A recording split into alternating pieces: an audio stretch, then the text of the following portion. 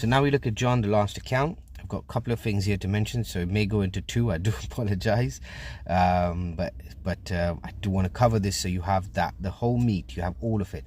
Now read from John 19:28. And after this, Jesus, knowing that all things were now accomplished, that the scripture might be fulfilled, he said, I thirst. And there was set a vessel full of vinegar, and they filled it with filled the sponge with vinegar, and put it upon his hyssop, and then to his mouth. And when Jesus therefore had received the vinegar, he said, it is finished, bowed his head, and gave up his ghost. So here we see another sort of set of things. Jesus says it is finished.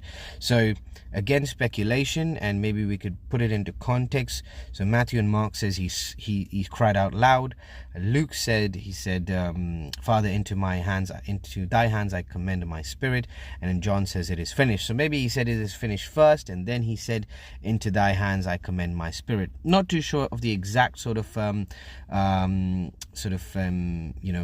the exact sort of chronology of these events, but these were the last words of Jesus Christ. And then he gave up his ghost. The Jews, therefore, because it was preparation day, that the body should not remain upon the cross on the Sabbath day, for the Sabbath day was at high day, besought Pilate that their legs might be broken, and that they might be taken away. Then came the soldiers to break the legs of the first and the other, which was crucified, on his right and left. But when they came to Jesus, they saw that he was already dead, so they brake not his legs. But instead one of the soldiers pierced his spear into his side, forthwith came out blood and water. And he saw it bear record, and his record was true, and he knoweth that he saith true, that ye might believe. So again, what that verse says there, that the centurion saw this, the soldier saw this, and he bare record of it, so that us who read this may believe. For these things were done, that the scripture might be fulfilled, a bone of him shall not be broken.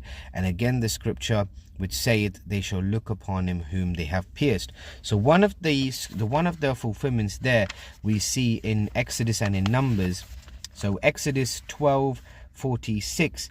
In the house shall it be eaten, thou shalt not carry forth aught of the flesh or broad out of the house, neither shall ye break a bone thereof. And we also see it in Numbers 9:11, which reads, 9:12, they shall leave none of it until the morning, nor break any bone of it. According to all the ordinances of the Passover they shall keep it.